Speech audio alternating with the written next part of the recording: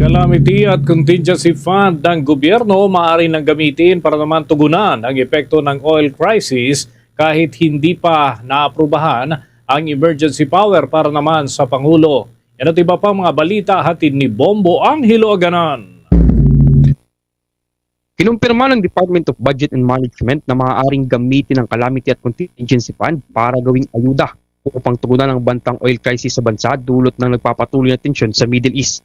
Ipinaliwanag ni BBM Undersecretary Janet Abuel na nakasaad sa probisyon ng 2026 General Appropriation Act ang paggamit ng National Disaster Risk Reduction and Management Fund o ang tinatawag na Calamity Fund para sa mga krisis, kabilang ang mga natural at human-induced calamities katulad ng krisis mula sa armadong sigalot. Ayon naman kay Senator Sherwin Gatchalian, bagamat nagaganap ang tensyon sa ibang bahagi ng mundo, posibleng maapektuhan nito ang Pilipinas, lalo na ang mga driver ng pampublikong sasakyan, mangingisda at iba pang sektor na umaasa sa petrolyo, kung kaya't dapat itong pag-aralan kung maaaring ituring na international crisis. Binigyang linaw naman ng senador na maaari namang gamitin ng Pangulo ang tinatayang 52 billion peso mula sa Calamity at Contingency Funds kahit hindi pa aprobado ang kahilingan nitong emergency power. Basta kinakailangan lamang tukuyin kung nasa estado na ng state calamity ang buong bansa. Ibig sabihin, kung sumirit na ng sobrang presyo ng petrolyo at apektado na rin ang presyo ng ibang bilihin at kung nalulugi na ang mga drivers ng mga pampublikong sasakyan. Kaugnay niyan, pakinggan natin ang mga ding pahayag ni Senator Sherwin Gatchalian. Pwede na siyang gamitin. Ang kailangan lang natin ma-determine nasa punto na ba tayo ng economic calamity. Kasi hindi to disaster hindi to calamity as what we know it, yung disaster, may baha, may lindol, pumatok ang bulkan.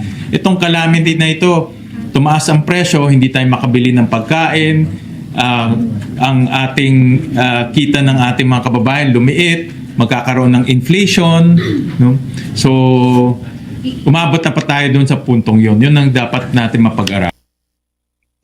Sa kabila nito, sinabi naman ni Gatchalian na kailangan pa rin umanong mabigyan ang Pangulo ng emergency power nang sa gayon ay mayroon itong naka-standby na kapangyarihan na tugunan ng mga problema kung sakaling mas lumala pa ang epekto sa bansa ng tensyon sa Middle East. Ipinaliwanag din ng senador ang magiging presyo kung sakaling magsuspende ang excise tax. Aniya, kung pumalo sa average $80 kada barilis ang presyo ng langis sa world market sa loob ng 30 araw, doon lamang magiging epektibo ang pagsuspende sa naturang buwis. Kung kaya't iginit ng senador na mas mahalagang maghanap ng ibang alternatibong hakbang para matulungan ang mga ordinaryong mamamayang Pilipino sa pagsirit ng presyo ng langis. Muli, ang tinig ni Senator Sherwin Gatchalian. Depende sa formula, but yung old formula kasi is $80 for 30 days.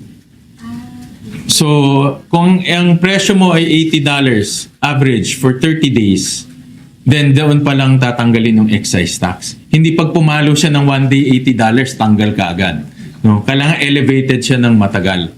No? Ng 30 days. So, minsan 80 siya, minsan 70 siya, minsan so pababa siya, up, down, up, down. It's an average of 30 days.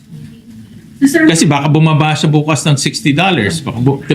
So, ang presyo trend today is pababa, no? So that's why hindi siya one day tanggal ka agad ng excise tax. Samantala, nilinaw din ni Gatchalian na walang problema ang bansa sa supply ng pagkain at petrolyo kaya't hindi dapat umano mag-panic buying ang publiko. Aniya, tiniyak ng Department of Energy na mayroon pang 51 araw na supply ng langis ang bansa. Ayon sa senador, presyo ang nagiging problema sa langis kung kaya't maaga nang bumibili ang mga motorista bago pa man mas tumaas ang dagdag na presyo sa petrolyo. Nag-uulat live mula dito sa Senado, ako si Bombo Angelo Aganan, and this is Bombo Radio Philippines, the #1 and most trusted source of news and information. Basta Radyo, Bombo! For the most trusted source of news and information, visit our website at www.bomboradio.com. Follow us on Bombo Radio mobile app, Facebook, YouTube, TikTok and X, formerly Twitter. Like, share, and stay connected. Anytime, anywhere.